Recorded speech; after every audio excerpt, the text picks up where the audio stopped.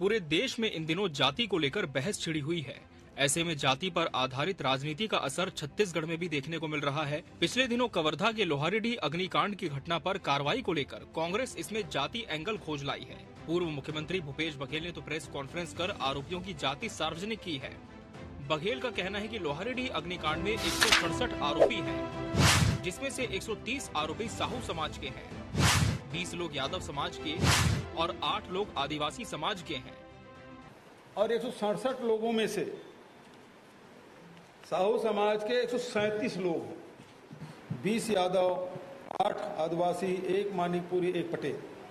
इतने सारे धारा जो लगे हैं, इसके बारे में सरकार से पूछना चाहता हूं, ये सारे धारा लगे हैं कि नहीं लगे हैं? या सरकार 167 लोगों को फांसी देना चाहती है, दिलाना चाहती है? क्यों, फैसला कोर्ट को करना है। 167 लोगों को फांसी की सजा दिलाना चाहती है। सुशासन में क्या किसी को न्याय मिलेगा कि नहीं मिलेगा कि सीधा सबको फांसी में टांग दिया जाएगा? दूसरी ओर पीसीसी चीफ दीपक बैज ने भी साहू समाज का उल्लेख करते हुए प्रधानमंत्री नरेंद्र मोदी को चिट्ठी लिखी है। उन्होंने कहा कि साहू समाज पर छत्तीसगढ़ में संकट है तो धनेंद्र साहू साहू समाज के बचाव में सामने आ गए। पूरे घटनाक्रम से ऐसा लग रहा है कि साहू समाज पर कार्रवाई करने का ठीकरा कांग्रेस बीजेपी पर फोड़ना चाहती है। 167 में 137 काफी बड़ी संख्या होती है। साहू बाहुल्य बस्ती ही था। 3 लोग मारे गए हैं, वो भी साहू ही था। बिना कोई जांच किए, विवेचना किए सीधा उनके ऊपर बहुत गंभीर धाराएं लगाई गई हैं, जो हत्या के आरोप का होता है। क्या इतने सारे लोगों ने मिलकर के हत्या करी है उसकी? ये जो है दुर्भावनापूर्वक समाज को तोड़ने की कोशिश आज की जा रही है। अब आज यहाँ जो लोहारीडीह में साहू समाज को इस घटना के माध्यम से बांटने की कोशिश की जा रही है। जाति वाले इस वार के बाद बीजेपी भी हमलावर है। बीजेपी की ओर से उप मुख्यमंत्री अरुण साव ने कांग्रेस को जातियों में बांटने की राजनीति करने से बाज आने की सलाह दी है। भूपेश बघेल जी इस घटना पर राजनीति करना बंद करें और सरकार ने पूरी मुस्तैदी से इस मामले में कार्यवाही की है। छत्तीसगढ़ में इस तरह की राजनीति करना वो बंद करें और कांग्रेस की कार्यवाहियों को लोग देख रहे हैं, समझ रहे हैं कि वो किन उद्देश्यों से ये सब बातें कह रहे हैं। सरकार ने इस पूरे मामले को बहुत गंभीरता से लिया है, त्वरित रूप से कठोर कार्यवाहियां की है और जांच भी संस्थित की है सरकार ने। तो जांच के आधार पर किसी भी दोषी को बख्शा नहीं जाएगा, ये पूरी तरह से स्पष्ट है। अब तक लोहारीडीह की घटना को लेकर भाजपा और कांग्रेस के बीच वार पलटवार का दौर चलता रहा है, लेकिन अब इस मामले में जातिगत सियासत की एंट्री भी हो गई है, जिससे साफ है कि लोहारीडीह की आग में सियासी रोटी सेकने की कोशिश हो रही है। ऐसे में न्याय और सच्चाई एक तरफ हो गए हैं और जाति को लेकर राजनीतिक दल आपस में भिड़ते नजर आ रहे हैं। Bureau report, TV 24 news.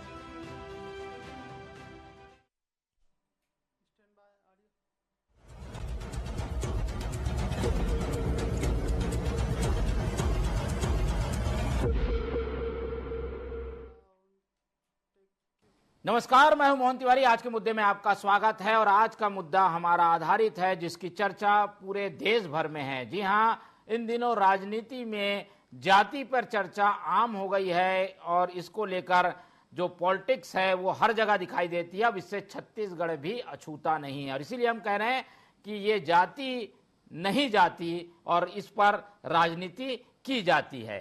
तो ये राजनीति छत्तीसगढ़ में कैसे आई है, रिपोर्ट के जरिए हमने दिखा दिया। घटना कवर्धा की और उसके बाद आरोपियों की गिरफ्तारी, लेकिन उस आरोपियों की गिरफ्तारी में जाति का एक नया एंगल कांग्रेस लेकर जब पहुंची है तो उस पर चर्चा करना लाजमी है और इसीलिए हम चर्चा करेंगे। पहले मिल लेते हैं उन मेहमानों से जो इस चर्चा में हमारे साथ रहेंगे। हम बहुत स्वागत करेंगे हमारे साथ इस पूरे मामले में कांग्रेस का पक्ष रखने के लिए कांग्रेस के तेजतर राजनेता, वरिष्ठ नेता अमरजीत चावला जी मौजूद हैं। बहुत स्वागत करेंगे आपका। हमारे साथ इस पूरे मामले में राजनीतिक विश्लेषण हमारे साथ शेयर करेंगे वरिष्ठ पत्रकार अनिल चौबे जी। बहुत स्वागत करेंगे आपका। और बीजेपी का पक्ष रखने के लिए हमारे साथ जुड़ रहे हैं के.एल. चौहान जी। बहुत स्वागत है आपका। तो तीनों मेहमान हमारे साथ बने हुए हैं और जैसे कि हमने बताया कि किस तरीके से घटना, उसमें आरोपियों की गिरफ्तारी और उसके बाद के कड़ियां कुछ ऐसे कांग्रेस ने जोड़ी है कि साहू समाज बीजेपी सरकार में प्रताड़ित है, टारगेटेड है। प्रधानमंत्री को भी पत्र लिख दिया गया, प्रेस कॉन्फ्रेंस भी कर ली गई, संख्या भी बता दी गई। आखिर इसकी वजह क्या है, अमरजीत जी से समझने की कोशिश करते हैं। चावला जी, जात पर ना पात पर कहने वाली कांग्रेस बता रही है कि फलाना जाति के लोग गिरफ्तार हो गए, फलाना जाति परेशान है, प्रधानमंत्री हस्तक्षेप करे। इसकी क्या जरूरत पड़ गई? कांग्रेस आखिर क्यों जाति पर जाना चाहती है? देखिए मोहन जी, सबसे पहले मैं आपके चैनल के माध्यम से पूरे प्रदेश के और देश की जनता को नवरात्रि के इस पावन अवसर पर बधाई, शुभकामना देता हूं। और रही बात आपके सवाल पे जवाब देते हुए मैं सिर्फ इतना कहना चाहूंगा मोहन जी कि समझ का फेर है। देखिए, जातिवाद और सामाजिक न्याय, ये दोनों में बारीक सी लकीर का अंतर होता है। जहां पर जातिवाद होता है वहां सामाजिक न्याय नहीं होता, और जहां सामाजिक न्याय होता है वहां जातिवाद की बात नहीं होती। लेकिन भारतीय जनता पार्टी के चश्मे से जब आप देखते हैं तो आपको हर चीज में निगेटिव नजर आता है, क्योंकि भारतीय जनता पार्टी की शुरू से आदत है फूट डालो राज करो, अंग्रेजों के से माफी मांग के वो लोग यहां तक का उनका पुराना इतिहास है। खैर, उस पर मैं नहीं जाना चाहता। मैं सिर्फ ये बोलना चाहता हूं कि देखिए, जब सरकार बन जाती है, सरकार के मुखिया बन जाते हैं, तो ये होता है कि उनको पारदर्शिता रखनी होती है और जनता का, प्रदेश की जनता का विश्वास जीतना होता है। जब उनकी कार्यप्रणाली में किसी भी प्रकार के कोई शक और संशय वाली स्थिति आती है तो उनके कार्यप्रणाली पर प्रश्न चिन्ह लगना वाजिब होता है। देखिए, 15 सितंबर की घटना हुई, वहां पर मध्य प्रदेश छत्तीसगढ़ के बॉर्डर में एक झाड़ में एक लाश मिलती है। 3 दिन बाद हमारे नेता वहां जाते हैं, चूंकि वहां कार्यवाही नहीं होती है। एक लाश वहां पर टंगी पाई जाती है। जब हमारे नेता जाते हैं तो वहां जाने के बाद वहां यह पता चलता है कि पुराना विवाद था, जमीन का भी विवाद था। देखिए, हर गांव में पुलिस के मुखबिर भी होते हैं, कोटवार और सचिव जैसी कई व्यवस्थाएं भी होती हैं। लॉ एंड ऑर्डर फेल था, प्रशासन को पता नहीं चला, पुलिस विभाग को पता नहीं चला। एक बड़ी घटना घट गई। लगातार आप देखिए 9 महीने में कई लॉ एंड ऑर्डर की घटना हो रही। मैं बलौदा बाजार और बाकी अन्य घटनाओं पर आज जाना नहीं चाहता, क्योंकि देखिए, कहीं ना कहीं जब हत्या होती है तो हत्या जब होती है तो जिस इंसान की हत्या होती है उससे जुड़े हुए कई लोग, उसके नाते, रिश्तेदार, परिवार और गांव में दोस्त यार भी प्रताड़ित होते हैं। जब एक इंसान की हत्या होती है तो उसके साथ इंसानियत और मानवता की भी मृत्यु होती है। तो जब इस तरह की घटनाएं घटती हैं, तो जब उस पर ईमानदारी से कोई भी फैसला नहीं किया जाता है या जांच नहीं की जाती, तो ये सवाल उठते हैं। हमारे नेता जब गए तो वहां जाने के बाद जो वस्तु स्थिति सामने आई वो इतनी भयावह थी, और वो भी प्रश्नवाचक चिन्ह तब लग जाता है जब वो गृह मंत्री का विधानसभा क्षेत्र होता है, गृह मंत्री का जिला होता है। देखिए, मैं आपको बहुत जिम्मेदारी के साथ कहना चाहता हूं, इन सब के बावजूद भी हम राजनीति लाशों पर बिल्कुल नहीं करना चाहते। हम ये चाहते थे कि जब वहां पर विवेचना सही नहीं हुई, इसीलिए तो आपने वहां पे जो वहां का जो कहने चाहिए ट्रेनी आईपीएस था उसको सस्पेंड किया। मतलब आप मानते हैं ना कहीं चूक हुई। उसके बाद आपने पूरा का पूरा थाना लाइन अटैच कर दिया, सस्पेंड कर दिया, ट्रांसफर कर दिया। उसके बाद वहां के एसपी का भी ट्रांसफर किया। मतलब आप मानते हैं कहीं ना कहीं आपकी विवेचना में चूक हुई। और चावला जी, ये बात सब सही हो सकती है, पर इसमें साहू ही टारगेट है, या साहू को कोई क्यों टारगेट करना चाहेगा? हो सकता है कि उस गांव में साहू ज्यादा हैं तो आरोपी ज्यादा साहू निकल गए। इसमें साहू एंगल कहां से आप लोग खोज ले आए? नहीं, देखिए, एंगल साहू समाज वाला बिल्कुल नहीं है। एंगल यहां पर यह है कि हमारा साफ साफ मानना है कि जिसकी जितनी हिस्सेदारी उसकी उतनी जिम्मेदारी, हम ये मान के चलते हैं।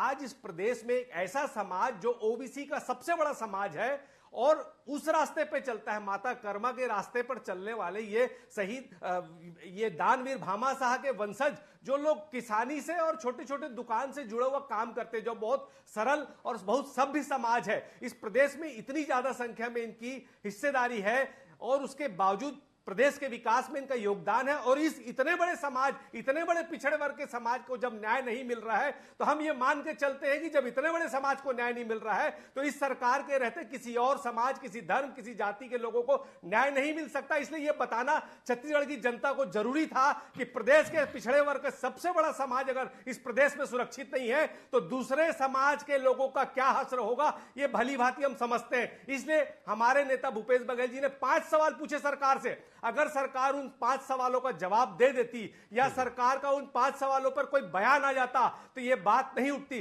जब उन 5 सवालों का जवाब नहीं दिया गया और जब प्रशांत साहू की पुलिस कस्टडी में मौत हो जाती है, सबने देखा प्रदेश में कैसे लाल पड़ गया था उस शरीर पुलिस की पिटाई से। हमने देखा कैसे एक नाबालिग बच्ची को पुलिस वाले पीट रहे थे और एसपी बोल रहा है मारो मारो। जब इस तरह की घटनाएं होती हैं तो सशक्त विपक्ष होने के नाते हमारा दायित्व बनता है, हमारे नेताओं का दायित्व बनता है कि हम सरकार को आईना दिखाएं, बात सिर्फ साहू समाज की नहीं है, बात छत्तीसगढ़ की अस्मिता की है, बात छत्तीसगढ़ के भाईचारा की है, बात छत्तीसगढ़ मनखे मन के एक समान की जिस विचारधारा पर चलता है उस विचारधारा की है। इसलिए हमारे नेताओं ने यह आवाज उठाई है और निश्चित तौर पे हम आपके चैनल में जिम्मेदारी से आरोप लगाते हैं कि सरकार की जांच में कमी है, विवेचना में कमी है और दुर्भावना पूर्वक इस तरह की कार्रवाई करके एक छत्तीसगढ़ के सबसे बड़े समाज को प्रताड़ित करने का काम किया जा रहा है, उनको आपस में लड़ाने भिड़ाने का काम किया जा रहा है। इसलिए हमारे नेता ने ये आंकड़े दिए हैं और हम अभी भी कहते हैं सरकार की नीयत में अगर जरा भी सच्चाई है तो इस पूरी घटनाक्रम में दोषियों को सजा मिलनी चाहिए, क्योंकि जिन्होंने हत्या किया, जिन्होंने अपराध किया,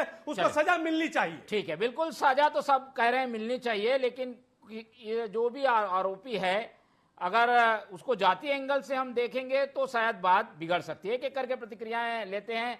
चौहान जी बड़े लंबे समय से इंतजार कर रहे हैं, धैर्यपूर्वक आपको सुन भी रहे थे। चौहान जी, बीजेपी पे आरोप है भाई, इस पूरे मामले को आप लोग हैंडल सही नहीं कर पाए, ये भी आरोप है। इस मामले में केवल एक समाज विशेष को आरोपी बनाया जा रहा है, ये भी आरोप है। आखिर ऐसा हो क्यों रहा है? इस मामले में आप लोग ने डैमेज कंट्रोल की कोशिश क्यों नहीं की? कहीं कोई चूक हुई है, ये मानते हैं क्या आप? देखिए, सबसे पहले तो मैं इनके खुद के जो इनके नेता हैं और जो हमारे साथी प्रवक्ता हैं, इन सब के मैं बयान, अभी जो लाइनें उन्होंने बोली हैं वो मैं बता देना चाहता हूं। पूर्व मुख्यमंत्री भूपेश बघेल ने अपने बयान में बोला है, फैसला तो कोर्ट ही करेगा, ये मेन, ठीक है। उसके बाद धनेंद्र साहू ने बोला है वो साहू बाहुल्य इलाका है, तो मैं मानता हूं कि वहां से साहू के ज्यादा मतलब तादाद में आरोपी बने होंगे। तीसरा, हमारे साथी प्रवक्ता बोलते हैं बात साहू समाज की नहीं है। अरे तो मेरे भाई, आप तो यही बात कर रहे हो, आप तो और कोई बात नहीं कर रहे हो। मैं कुछ पीछे लेके चलना चाहता हूं मोहन जी।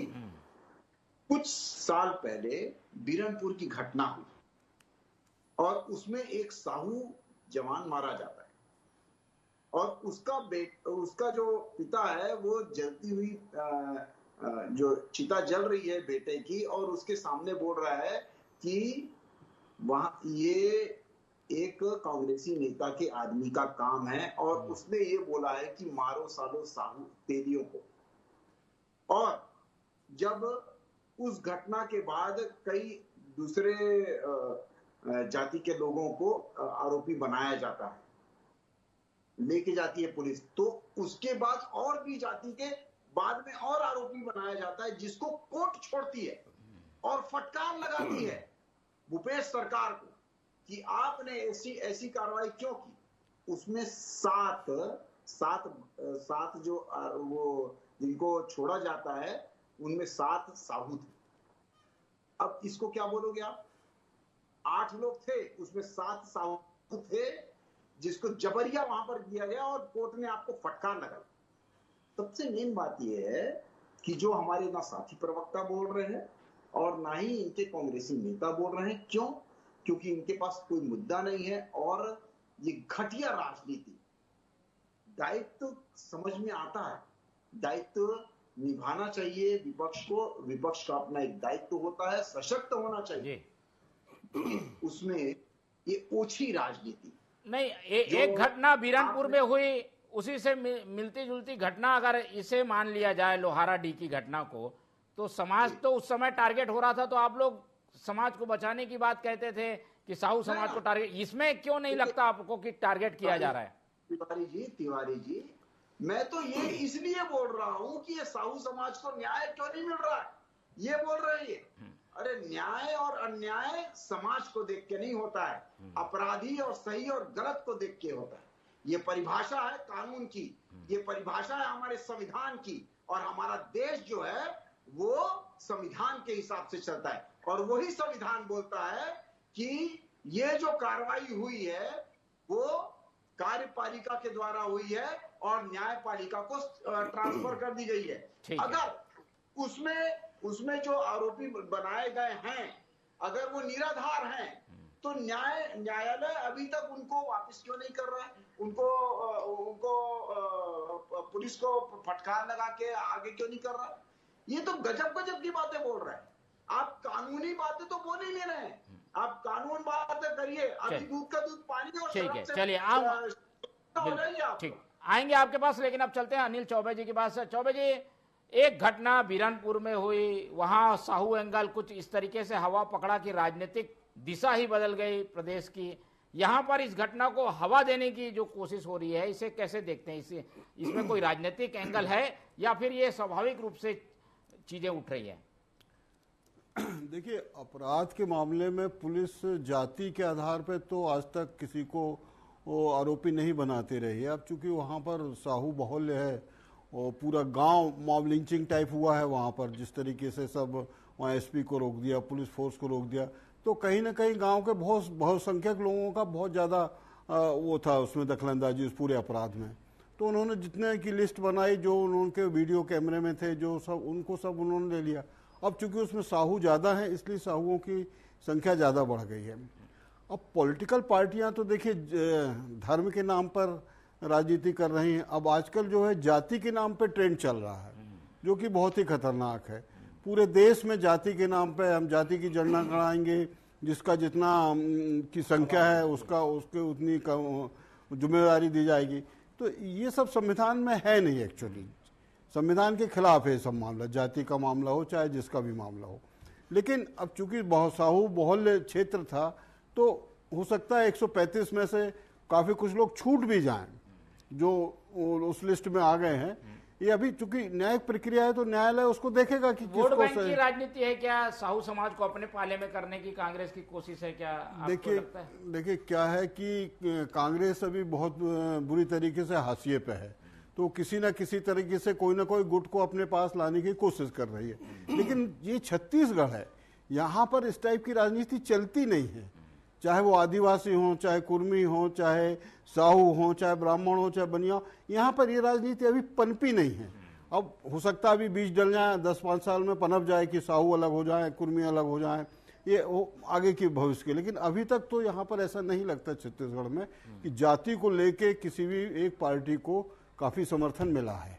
ठीक है, बिल्कुल छत्तीसगढ़ में तो ऐसा नहीं हुआ, लेकिन कोशिशें समाज को अपनी ओर करने की पार्टियां करती हैं। एक बार फिर से चलते हैं चावला जी, अभी पूरे देश में जो ट्रेंड है, राहुल गांधी जी जिस ढंग से बात कर रहे हैं, शायद उसी को फॉलो कर रही है कांग्रेस।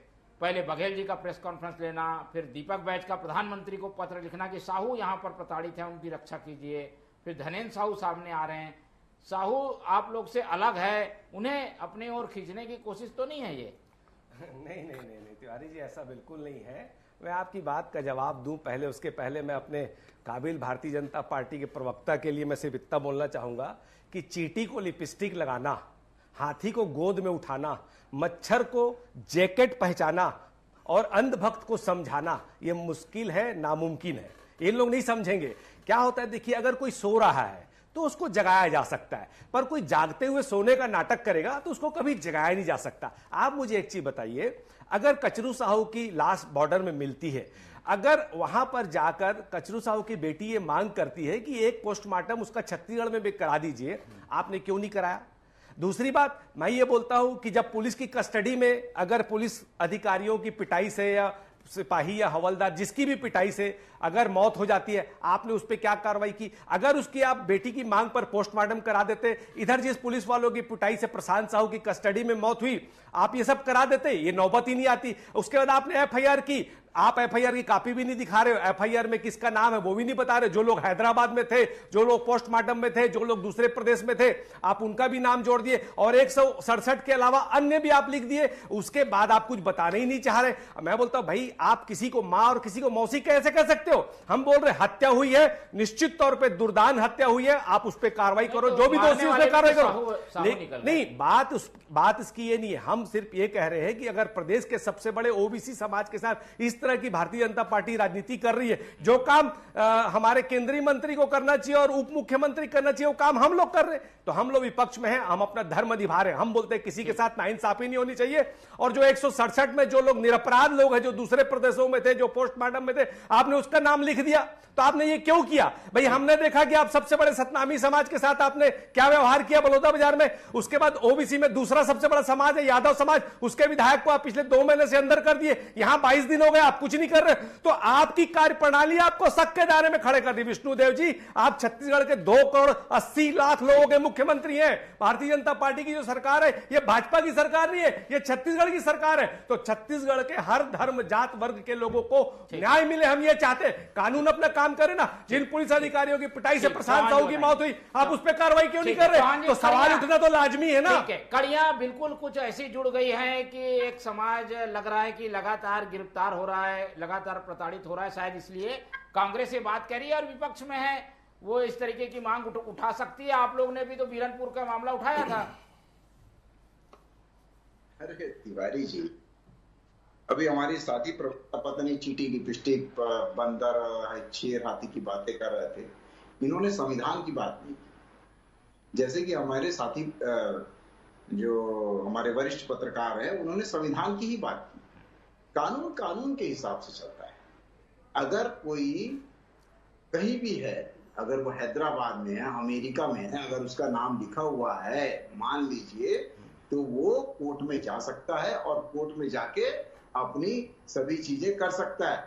कोई अपना विधायिका के हाथ में नहीं रहता है कि ये नाम लिखो, ये नाम काटो और इसको फांसी में लटका दो और इसको सूली पे लटका दो, ये उसके ऊपर नहीं होता है। ये न्यायपालिका का विशेषाधिकार है कि वो पूरी जांच पड़ताल करे और उसके बाद जो आरोपी है, और उसकी कोई जाति नहीं होती, आरोपी की, अपराधी की कोई जाति नहीं होती, उसका अपराध करना ही एकमात्र वो कर्म होता है और उसी जाति में वो नहीं। इतनी बड़ी संख्या में आरोपी क्यों बनाया गया? ये कहा जा रहा है कि भाई चलो होंगे 4-5 लोग, 10 लोग, 15 लोग, 137 लोग। तिवारी जी, आप मेरे को एक बात बताइए कि जब वहां पर वो बाहुल्य, अब पाकिस्तान में जाएंगे, पाकिस्तान में आप जाएंगे और वहां पर बोलेंगे कि किसी हिंदू को आरोपी क्यों नहीं बनाया गया, तो क्या बोलेंगे आप? वो साहू बाहुल्य इलाका ही है और वहां पर जो आरोपी आए हैं वो मतलब जिसको पुलिस ने बनाया है, मैं पुलिस का प्रवक्ता नहीं हूं, लेकिन एक बात बताइए कि जिसको पुलिस ने बनाया है आरोपी, वो निराधार तो नहीं बनाया होगा, क्योंकि उनको भी कोर्ट में जवाब देना हुआ, जेल देना। चावला जी, ठीक है, चावला जी, पुलिस अपना काम कर रही है और आरोपी जो भी जाति का होगा, आरोपी है तो आरोपी है, इसमें क्या गलत है? गांव के लोगों ने मिलके एक घर जला दिया जिसमें एक व्यक्ति की जिंदा जलने से मौत हो गई। आरोपी जो लोग रहेंगे, जो लोग ने काम किया वो आरोपी रहेंगे। इसमें कहाँ जाति आप खोजने लग गए? नहीं, देखिए क्या होता है, जैसा कि अभी आपने कहा 167 एवं अन्य, अब अन्य कितना बड़ा हथियार होता है पुलिस विभाग का, ये आपसे छुपा हुआ नहीं, लोकतंत्र के चौथे स्तंभ है आप।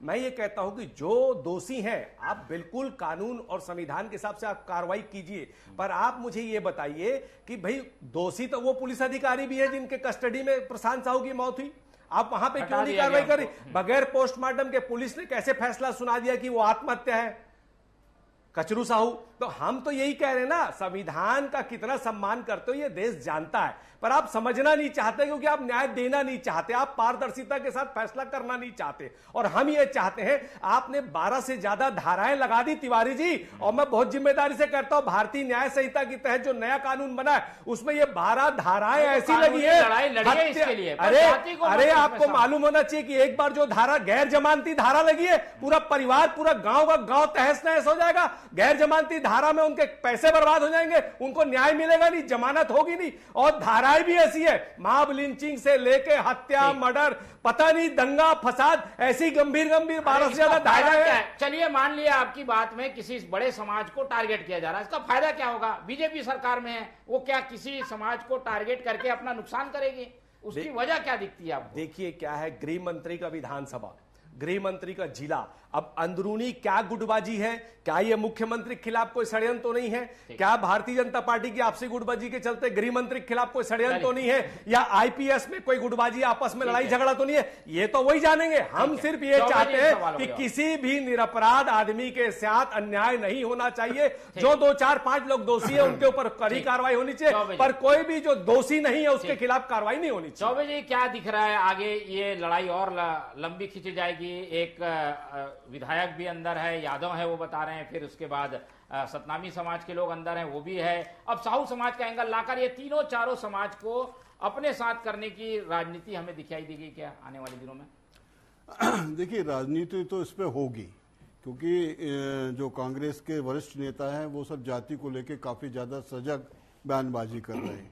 लेकिन मेरा एक आपकी चैनल के से एक माध्यम से मैं कहना चाहता हूं कि पुलिस की कार्रवाई जो यहाँ पर हो रही है, जो होती है जनरली, वो बहुत छोटे लेवल पे हो जाती है। उसको ऐसे बड़े मुद्दों पे वरिष्ठ अधिकारियों को इस पे कार्रवाई करना चाहिए, ये जांच पड़ताल करके जो वाकई अपराधी हैं उनको गिरफ्तार कराना चाहिए, उन पर जुर्म करना चाहिए। लेकिन ये 135 लोग हैं, इसमें से मुझे नहीं लगता कि बहुत से लोग वैसे ही छूट जाएंगे। इसमें तो केस कमजोर हो गया है। चौहान जी कुछ भरोसा दिलाएंगे? कांग्रेस की चिंता है, उसे ठीक दूर करिए, नहीं तो आरोप लगता रहेगा आप लोगों पर। जल्दी। कांग्रेस चिंता साहू समाज या किसी विशेष समाज के कारण या छत्तीसगढ़ की जनता के लिए नहीं है, क्योंकि बिरनपुर की जब घटना हुई थी तो इन्होंने पत्रकारों को भी वहां पर अंदर जाने से रोक दिया था। खुद मुख्यमंत्री उस जिले के थे, वहां पर नहीं गए। खुद गृह मंत्री साहू थे और गृह मंत्री थे, वो भी नहीं गए वहां पर। और वहां के जनप्रतिनिधि जो वहां के विधायक थे वो भी नहीं गए थे। ये तो बात छोड़ दे कि घड़ियाली आंसू बहाना बंद करे। जनता सब जानती है और जनता सिर्फ और सिर्फ सही का साथ देती है। जनता ये बहुत अच्छे से जानती है। आप बहुत इधर उधर की बातें कर रहे हैं, लेकिन कोई कानूनी और तथ्य के ऊपर तो बात ही नहीं कर रहे हैं। ठीक है, चलिए चावला जी, कानूनी लड़ाई लड़िए, उनको न्याय दिलाइए, उनको रिहा कराइए, आप लोग ऐसा मदद करिए। ये भारतीय जनता पार्टी की निश्चित तौर पे हम लोग को जो अपना काम करना है वो काम हम पूरी ईमानदारी से कर रहे हैं। इसीलिए हम लोग सरकार की जो ये गलत कार्यप्रणाली है, जिसमें उनकी कार्यप्रणाली पे प्रश्नवाचक चिन्ह लग रहे, हम लोग अपना सशक्त विपक्ष होने के नाते विपक्षी धर्म निभा रहे हैं। और इस प्रदेश में जब जब किसी भी के खिलाफ कोई इस तरह की कार्रवाई होगी दुर्भावनापूर्ण, षड्यंत्र पूर्वक, तो हम उसके खिलाफ आवाज उठाते रहेंगे। वो काम हम कर रहे हैं। ठीक है, चलिए, उम्मीद हम यही करेंगे कि दोनों ही पार्टियां इस तरीके की जातिवाद की राजनीति से अलग हटकर जनहित की राजनीति करें, और जनहित की जब राजनीति होगी तो सबका फायदा होगा। विपक्ष भी अपना धर्म निभाएगा, सत्ता पक्ष भी अपना धर्म निभाएगा। इस पूरी खबर पर आगे भी हमारी नजर बनी रहेगी। आज की चर्चा ही खत्म करते हैं। हमारे साथ अनिल चौबे जी जुड़े, उनका धन्यवाद। हमारे साथ अमरजीत चावला जी थे, उनका बहुत धन्यवाद। और KL चौहान जी ने हमें अपना कीमती समय दिया, उनका भी बहुत बहुत धन्यवाद। तो तीनों मेहमानों को धन्यवाद करते हुए आज की ये चर्चा ही खत्म करते हैं और आप लोग से रखते हैं उम्मीद कि आप लोग देखते रहेंगे TV 24। रखिए अपना बहुत ख्याल। नमस्कार।